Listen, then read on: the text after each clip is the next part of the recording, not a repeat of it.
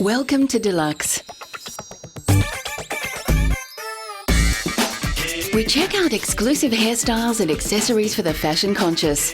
From magnificent creations on the catwalk to hats from the ends of the earth, we visit hair and accessories with more than a touch of glamour.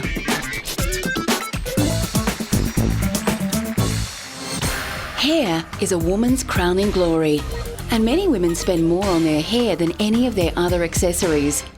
Hairdressers are normally restricted by the tastes of their clients, tastes which are often conservative.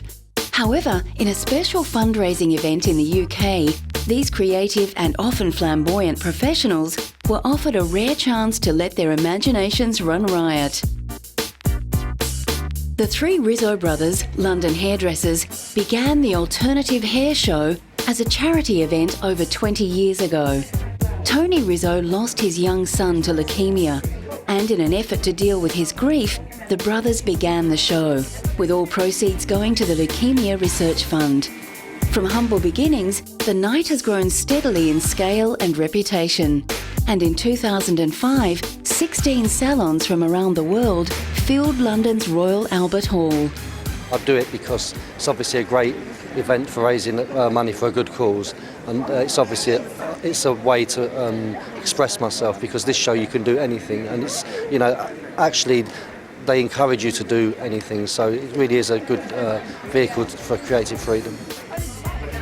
The theme of this show was Renaissance. Many of the highly skilled hairdressers enjoyed the opportunity to play with international trends. In Japan, now popular as extension, but this country also popular as extension. But I try to extension is more so crazy feeling. That's all. This year's audience was in for a treat because the guest star was none other than Vidal Sassoon. Vidal is one hairdresser whose name has become a household name, and his particular brand of hairstyling revolutionised London and in turn the world.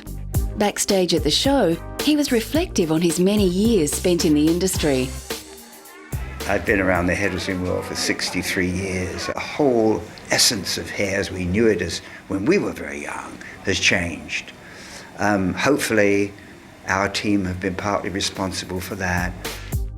The glamorous event raised over £5 million and proved rich creative fodder for many corner shop hairdressers. In 2006, the Alternative Hair Show was held in London's Freemasons Hall. And this time, 18 teams from across the world sent their best and brightest hairdressers to impress the audience. The theme of this show was Regalia, and the show was also staged in Chicago, USA and Bologna, Italy. For many of the participants, it was once again a chance to make hair creations that most clients would refuse to leave the salon with. The look we're going for is creative, a work of art. The combination we want to show the world that hair is a form of art, and that's the connection we try to give to the people. For these committed professionals, a big part of the drawcard of this show is to be able to share the stage with their gifted colleagues and have the opportunity to catch up on the opposition.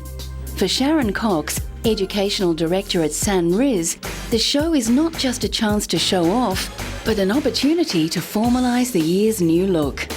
What we develop here, we build as a concept for next year. So it's the most important show of the year for us, and we strive to only create perfection. The event has proved so popular with hair and fashion aficionados that 3 shows were run at 5, 7 and 9 p.m. And this year saw £162,000 raised for the Leukemia Research Fund. Vidal Sassoon was also on hand to celebrate the New York debut of the mobile Chanel contemporary art container. Conceived by Vidal's friend Karl Lagerfeld, the artistic director of Chanel, the travelling container will host cutting-edge contemporary art. Designed by renowned architect Zaha Hadid, the container has already opened in Hong Kong and Tokyo. Karl Lagerfeld himself is a creative genius who works across many mediums. You know, there's fashion, there's architecture, there's art, and all. They can very well live all together. Huh? for me, yes. The fashion shouldn't be obsessed with art. The art world shouldn't be afraid of fashion. And architecture we all need because we need roofs over our heads. Vidal acknowledges that his innovative hairstyling has been influenced by creative work outside of his profession. I think the best at their art form always influence other art forms. It's a very natural thing because the essence of seeing something that is so effective and rare that it gives you the ideas to go and take it into your craft. So there's a conjiguity, put it that way. At the exclusive Errol Douglas salon, the client list reads like a who's who of local and international celebrities. Clients can even get a gourmet meal cooked by the resident chef while waiting attendance by one of the 40 highly skilled staff. Leading it all is the multi-award-winning entrepreneur and hairstylist Errol Douglas, who's making plans to expand from this, his flagship store. He's very positive about the kind of hairdressing that can be found in England. I believe English hairdressing is something to be, reckoned with, because most of the designers are English who now front up all the big international houses, and it's just like hair. If you come to this country and see the best of the collections, you usually see the top 5 names, and I consider us, that's what we do. Errol's waiting list is notoriously long, but his books are not closed to non-celebrities. Anyone willing to spend £140 or upwards is welcome. And Errol insists that everyone is treated like a star. However, not all customers receive the personal Errol Douglas touch, as he is a very busy man. There's the trade angle, which is obviously something which I love doing, and that's going to different countries. I've been to Australia, Hamburg, Madrid, America, South America, Canada, doing shows. So that builds up your trade awareness. Errol plans to open more London salons, catering for the well-heeled and for those who like their hairdressing experience exclusive and full of glamour. Coming up, fabulous hair on the catwalk and exotic haute couture accessories. Many contemporary hairdressers love to do catwalk work, where their creative imaginations can blossom. Long discussions with the haute couture designer typically end in frenzied but organised chaos as they prepare all the models for the show. Gianfranco Ferri recently sent models down the catwalk in La Scala Opera House with his signature detailing more sombre and his typical full-sail blouses slimmed down.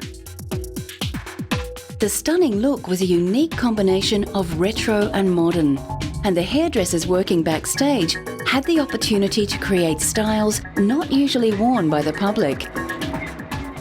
It's like a Victorian feeling, very dry, very kind of like matte. The inspiration is an interpretation of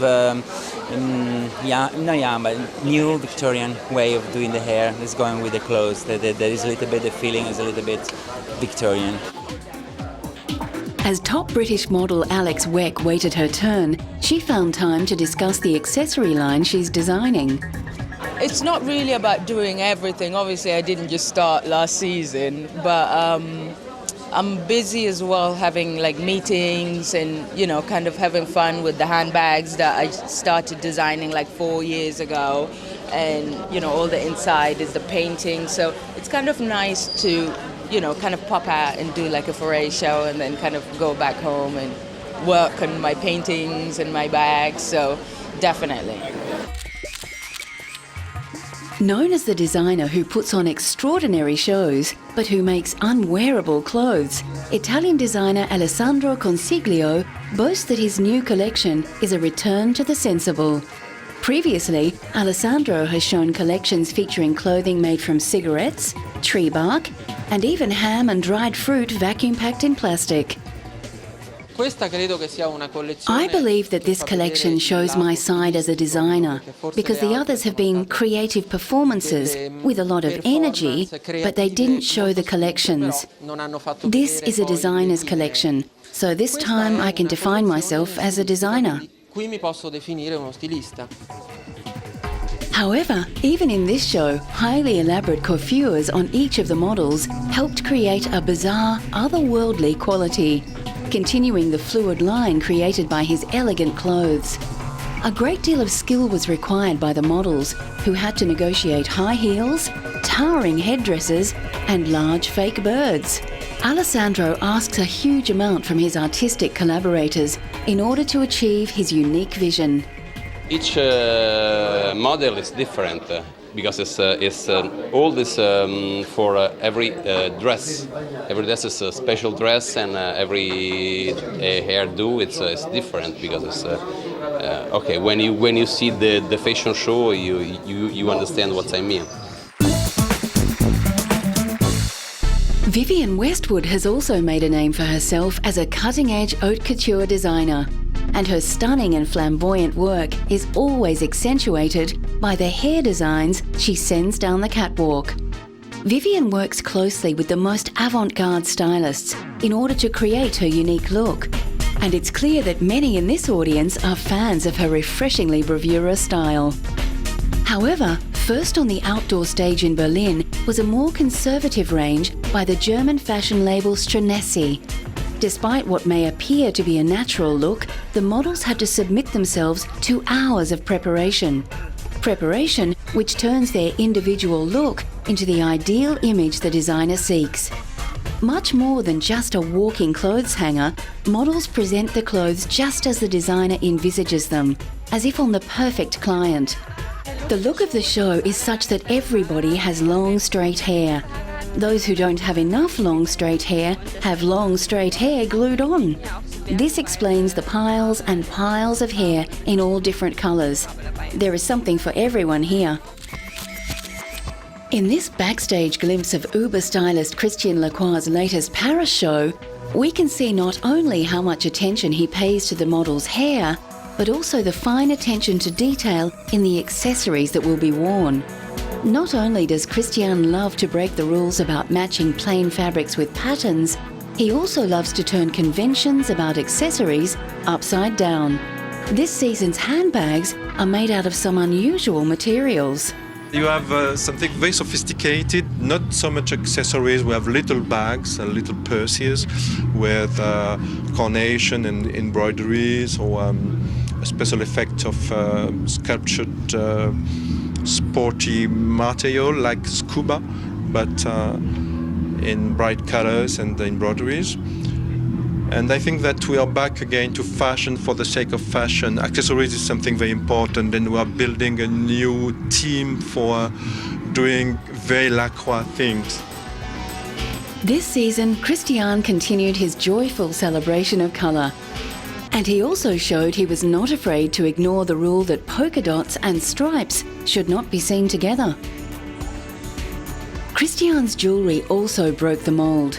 The necklaces adorning the models' necks were bold and unique one-offs, featuring large silver baubles or full frontal perspex bibs, laser cut into Gothic shapes. Christian's art background is very strongly on display here. The king of accessories, Ralph Lauren, just opened a new flagship store in Moscow. The quintessential American designer was host at the opening of the 8,000 square foot flagship store. The new shop is in Tretyakhovsky Passage, Moscow's historic 1870s buildings, now a centre of high fashion. For a country buried in communism only a generation ago, the significance of the store is great. Even Ralph himself has a personal stake. Ralph Lauren coming to Russia is certainly a sign that Moscow is on the map of every international designer. And I think for him personally, because he has roots and ancestry in Belarus, it also has a kind of emotional and personal significance. Ralph's parents were from Belarus before they moved to America to start a new life. In the country of his forefathers, Ralph has set up a dream shopping experience.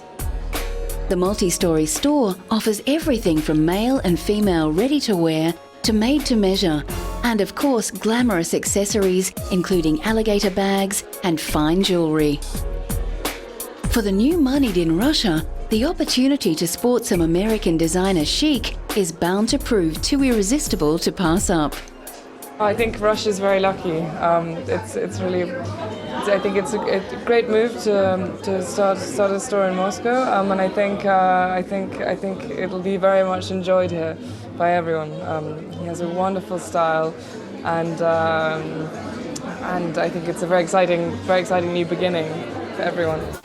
Coming up, a celebration of the stylist and the quintessential man's hat, in danger of disappearing. Cubans marked the Day of the Barber with a unique hair-cutting ceremony. In old Havana, piles of hair cascaded to the clay tiles as 100 models had their hair cut by barbers in a special commemoration of the old-fashioned corner barbershop. In Cuba, many people still attend their local barber rather than a specialty hairdresser, and the group cut was a chance for these professionals to show off their skills. It's a real joy because so many people are looking at you, and at times it makes you nervous, but it is good, it is a pleasure. The Day of the Barber is celebrated 2 days after Christmas because this is the birthday of the famous Cuban barber Juan Evangelista Valdez, who fought for the legal rights of barbers back in the 1800s. Hairdressers and stylists are also invited to the show, and a special hair parade showcased more inventive styles. The barber is an ancient profession, with razors found among relics of the Bronze Age, and the barber was a popular figure in ancient Greek and Roman bathhouses. Now it's not just men who work as barbers, and some even see their role as much more than just a hair cutter. I like my profession because it makes people happy, and they see that they change, and it gives themselves a good image on life. In total, more than 300 satisfied clients walked away with a new look. One of the most elegant and enduring accessories is the Panama Hat.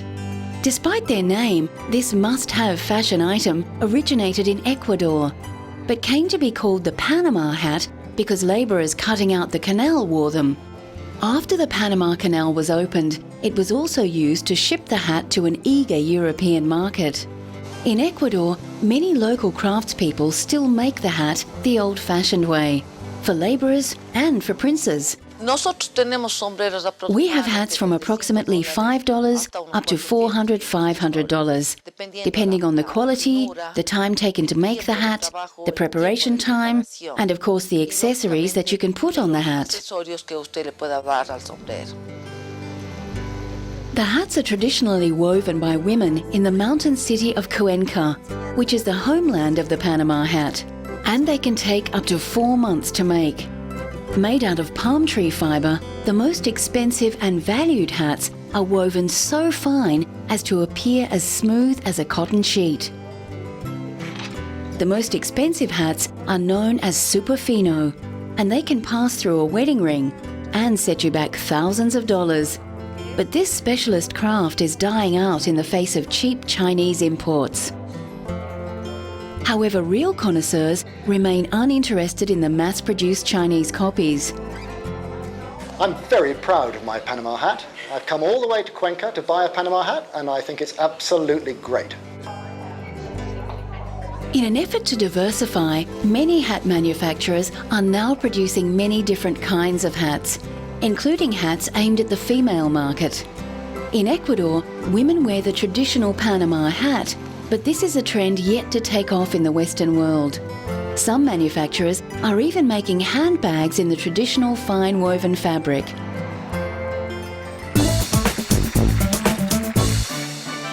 If there is one single person who personifies the use of the hat as a high fashion accessory, it's the current British Queen, Her Royal Majesty Elizabeth II. A London exhibition at Kensington Palace brought together for the first time a collection of the Queen's finest hats, along with some of her treasured exclusive handbags. Included in the 100 exhibits were items worn at key dates on the royal calendar, including the small gold crown worn by Princess Elizabeth to her parents' coronation in 1937. The exhibition paints a broad picture of the accessories chosen by a very busy woman who has many formal functions to attend. Her Majesty's style is very difficult to define. The Queen has followed fashion in a gentle way without being slavish. She, in the end, selects clothes to do a job. She does that job superlatively, and the Queen and her designers of her dress and of her accessories work together to make sure that that's so. Until recently, a hat and gloves were considered obligatory for a well-dressed woman, but now hats have become special occasion wear for most. The Queen is among the most well-travelled of all women, and her designers ensure that her accessories are always appropriate for the place and situation. Hats can be of particular colours to suit special occasions. The Queen wears black when she visits the Pope, like everyone else. When she visits countries abroad, you'll find that national customs are respected. Hats for the Middle East have veils to cover the neck and the shoulders and the arms. Hats for China have been embellished with lovely little ornaments, perhaps taken out of Chinese painting. And for Hungary, we have a lovely hat which is made after a traditional Hungarian style. When winter hits and you wish to add a little variety to your wardrobe, any fashion expert will tell you that some carefully added accessories can lift and rejuvenate, adding an exclusive touch. Start with a great belt. This is the rock and roll belt. You can wear it with just about anything. With a t-shirt, with a vest, layer it. It's just a perfect piece to update your wardrobe and look fresh. Finding the right handbag is often the first challenge for the accessory hunter. Here, a large lambskin bag offers beauty and space. Often the most expensive accessory, the right bag can last years and upscale even the most drab wardrobe. Scarves are the winter accessory par excellence, and tying the right scarf just so can solve many fashion problems. The best way to tie a scarf and make it look really cute is to double it up, tie it around the neck, and put it through the loop. One very easy way to brighten up a wardrobe is to add bangles. The more the merrier is the modern catch cry, and the ideal arm arrangement includes exclusive gold and silver pieces mixed up with cheap costume jewellery.